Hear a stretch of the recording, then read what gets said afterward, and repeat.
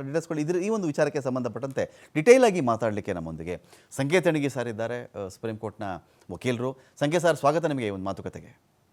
ನಮಸ್ಕಾರ ಸರ್, ಈಗ ಈ ಸುಪ್ರೀಂ ಕೋರ್ಟಲ್ಲಿ ಬೇಲ್ ರದ್ದಾಯಿತು. ಹೈಕೋರ್ಟ್ನ ಬೇಲ್ನ ಬಗ್ಗೆ ಕಳವಳಗಳಿತ್ತು. ಸುಪ್ರೀಂ ಕೋರ್ಟ್ನ ಒಂದಷ್ಟು ಮೆನ್ಷನ್ಸ್ ನಾವು ಗಮನಿಸಿದಾಗ ಕೆಳ ಹಂತದ ನ್ಯಾಯಾಲಯದಲ್ಲಿ ಬೇಲ್ ಸಿಕ್ಕಿರಲಿಲ್ಲ ಇದೇ ವ್ಯಕ್ತಿ ಮತ್ತು ತಂಡಕ್ಕೆ. ಈಗ ಈ ಥರ ಬೇಲ್ ರದ್ದಾಯ್ತಪ್ಪ, ಬೆಳಗ್ಗೆ 10:40ಕ್ಕೆ ಆ ತೀರ್ಪು ಬಂದುಬಿಡುತ್ತೆ. ಮನುಷ್ಯ ಎಲ್ಲೆಲ್ಲೋ ಇರ್ತಾರೆ ಸರ್, ಯಾರೋ ತಮಿಳ್ನಾಡಲ್ಲಿರಬಹುದು, ಮೈಸೂರಲ್ಲಿರಬಹುದು, ಅಥವಾ ಬಾಂಬೆಗೆ ಹೋಗಿರಬಹುದು, ಶೂಟಿಂಗಲ್ಲಿ ಇನ್ಯಾವುದೋ ದೇಶದಲ್ಲಿರಬಹುದು. ಪ್ರೊಸೀಜರ್ ಏನು ಸರ್? ಆ ಮನುಷ್ಯ ಬಂದು ಪೊಲೀಸ್ ಸ್ಟೇಷನ್ ಮುಂದೆ ಕೂತ್ರೆ ಏನು ಕತೆ, ಸಿಕ್ಕರೆ ಏನು ಕತೆ, ಇವರೇ ಹೋಗಿ ಅರೆಸ್ಟ್ ಮಾಡ್ಕೊಂಡು ಬಂದರೆ ಅದು ಏನು ಕತೆ ಸರ್? ಯಾವ ಥರ ಇದು ಅಂತ? ಬೇಲ್ ರದ್ದಾಗಿದೆ ಮತ್ತು ಅವ್ರನ್ನ ತುರ್ತಾಗಿ ವಶಕ್ಕೆ ಪಡಿಬೇಕು ಅಂತ ಸುಪ್ರೀಂ ಕೋರ್ಟ್ ಆದೇಶ ಇದ್ದಾಗ ಕೆಲವೊಂದು ಜಜ್ಮೆಂಟ್ಗಳಲ್ಲಿ ಬೇಲ್ ರದ್ದಾದರೂ ಕೂಡ ಇಷ್ಟು ದಿನದಲ್ಲಿ ಅಥವಾ 24 ತಾಸುಗಳಲ್ಲಿ ಹೋಗಿ ಸರೆಂಡರ್ ಆಗಬೇಕು ಅಂತ ಆದೇಶ ಇರ್ತದೆ. ಆ ಸಂದರ್ಭದಲ್ಲಿ ಅವರಾಗೆ ಸರೆಂಡರ್ ಆಗಬೇಕಾಗುತ್ತೆ. ಸರೆಂಡರ್ ಆಗದೆ ಇದ್ದಂತ ಪಕ್ಷದಲ್ಲಿ, ಶರಣಾಗದೆ ಇದ್ದಂತ ಪಕ್ಷದಲ್ಲಿ ಅವ್ರನ್ನ ಪೊಲೀಸ್ ಮುಖಾಂತರ ವಶಕ್ಕೆ ಪಡೆದು ಕಾನೂನಾತ್ಮಕ ಪ್ರಕ್ರಿಯೆಗಳಿಗೆ ಒಳಪಡಿಸಬೇಕಾಗ್ತದೆ. ಇದು ಒಂದು. ಈಗಾಗಲೇ ರದ್ದಾಗಿದೆ, ತುರ್ತಾಗಿ ಅದನ್ನ ಅವರು ವಶಕ್ಕೆ ಪಡಬೇಕಾಗಿರೋದು ಪೊಲೀಸರು ಒಂದು ಆದ್ಯ ಕರ್ತವ್ಯ ಆಗಿರ್ತದೆ. ಆದಾಗ್ಯೂ ಅವರು ಒಂದು ಗೌರವಯುತವಾಗಿ ಒಂದು ಸೂಚನೆ ನೀಡಿರ್ತಾರೆ. ಸುಪ್ರೀಂ ಕೋರ್ಟ್ ಆದೇಶ ಪಾಲನೆಗಾಗಿ ಅವರು ಬಂದು ಹಾಜರಾಗಲು ಸೂಚಿಸಿರ್ತಾರೆ. ಆ ಪ್ರಕಾರ ಆರೋಪಿ ಸ್ಥಾನದಲ್ಲಿದ್ದವರು ಯಾರು ಜಾಮೀನು ರದ್ದಾಗಿರ್ತದೆ ಅವರು ಬೇರೆ ಸ್ಥಳದಲ್ಲಿ ಇದ್ದಾಗ ಸೂಕ್ತವಾಗಿ ಅದರ ಕ್ರಮ ಕೈಕೊಂಡು ಹಾಜರಾಗೋದಕ್ಕಾಗಿ ಅಥವಾ ಶರಣಾಗೋದಕ್ಕಾಗಿ ಪ್ರಯತ್ನ ಮಾಡಬೇಕಾಗ್ತದೆ. ಆ ನಿಟ್ಟಿನಲ್ಲಿ ಅವರ ಪ್ರಯತ್ನ ಮಾಡದೇ ಇದ್ದಾಗ ಅನಿವಾರ್ಯವಾಗಿ ಪೊಲೀಸರು ತಮ್ಮ ಕ್ರಮವನ್ನು ಜರುಗಿಸಬೇಕಾಗ್ತದೆ.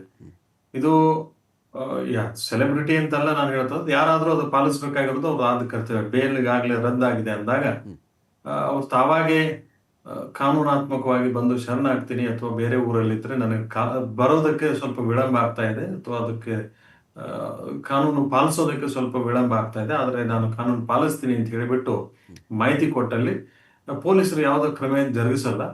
ಆದಾಗ್ಯೂ ಅವರ ಚಲನವಲನಗಳ ಬಗ್ಗೆ ಸಾಕಷ್ಟು ನಿಗಾ ಇಟ್ಟಿರ್ತಾರೆ ಅಂತ ನನ್ನ ಅಭಿಪ್ರಾಯ.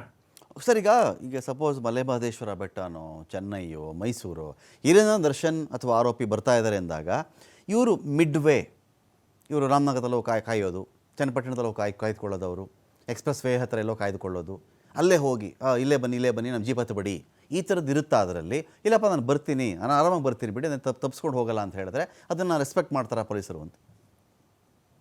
ನೋಡಿ, ಒಂದ್ಸಲ ಜಾಮೀನು ರದ್ದಾದ ತಕ್ಷಣ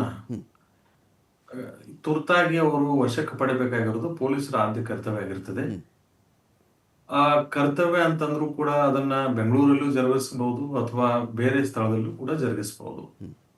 ಈ ಸಮಸ್ಯೆ ಆಗ್ತದೆ ಅಥವಾ ಅವರ ಬೆಂಬಲಿಗರು ಏನಾದ್ರು ಬಂದು ಗಲಾಟೆ ಮಾಡ್ತಾರೆ ಅಥವಾ ಅವ್ರನ್ನ ವಶಕ್ಕೆ ಪಡೆಯೋದು ಏನಾದ್ರು ತೊಂದರೆ ಆಗ್ತದೆ, ವಿಳಂಬ ಆಗ್ತದೆ ಅನಿಸಿದಲ್ಲಿ, ಅಥವಾ ತಮ್ಮ ಕ್ರಮ ಜರುಗಿಸೋದ್ರಲ್ಲಿ ಕಾನೂನಾತ್ಮಕವಾಗಿ ಯಾವುದೇ ಅಡ್ಡಿ ಆತಂಕಗಳು ಉಂಟಾಗಬಹುದು ಅನ್ನೋ ಸಂಶಯ ಏನಾದ್ರೂ ಇದ್ದಲ್ಲಿ ಪೊಲೀಸ್ ಅಧಿಕಾರಿಗಳು ತಾವಾಗಿ ಅವ್ರು ಇರುವಂತ ಸ್ಥಳಕ್ಕೆ ಹೋಗಿ ಅಥವಾ ಮಧ್ಯಂತರ ಹೋಗಿ ಅಲ್ಲಿಂದ ವಶಕ್ಕೆ ಪಡೆಯೋದಂತೂ ಸಾಕಷ್ಟು ಉದಾಹರಣೆಗಳಿದಾವೆ. ಆ ನಿಟ್ಟಿನಲ್ಲಿ ಅವ್ರು ಕ್ರಮ ಜರುಗಿಸಬಹುದು. ಅಂದ್ರೆ ಕೆಲವೊಂದು ಗಲಾಟೆಗಳಾಗದೆ ಇದ್ದಂಗೆ ಅಥವಾ ಮುಂಜಾಗ್ರತೆ ಕ್ರಮವಾಗಿ ಈ ತಮ್ಮ ಕ್ರಮ ಜರುಗಿಸೋದ್ರಲ್ಲಿ ಅಡ್ಡಿ ಆತಂಕಗಳು ಉಂಟಾಗದಂತೆ ಮುನ್ಸೂಚನೆಯಾಗಿ ಅಲ್ಲೇ ಹೋಗಿ ಪಡೆಯುವಂತ ಸಾಧ್ಯತೆಗಳು ಸಾಕಷ್ಟಿದಾವೆ.